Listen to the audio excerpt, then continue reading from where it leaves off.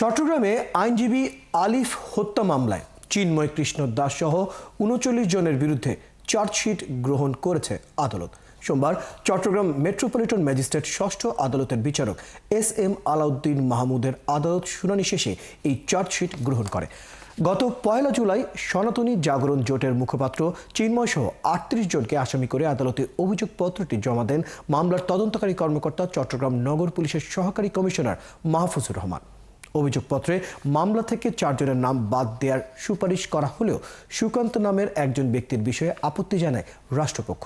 শুনানি শেষে আদালত সুকান্ত সহ ৩৯ জনের বিরুদ্ধে অভিযোগপত্র গ্রহণ করে চিন্ময়কে আদালতে হাজির করা না হলেও তিনি ভার্চুয়ালি শুনানিতে অংশ নেন। গত বছরের ২৬ নভেম্বর জাতীয় পতাকা অবমাননার অভিযোগে চিন্ময়ের বিরুদ্ধে করা রাষ্ট্রদ্রোহ মামলায় জামিনকে কেন্দ্র করে সংঘর্ষ চলাকালে আইনজীবী সাইফুলকে কুপিয়ে হত্যা করা হয়। এই ঘটনায় আলিফের বাবা জামাল উদ্দিন বাদী হয়ে কোতোয়ালি থানায় হত্যা মামলা দায়ের করেন।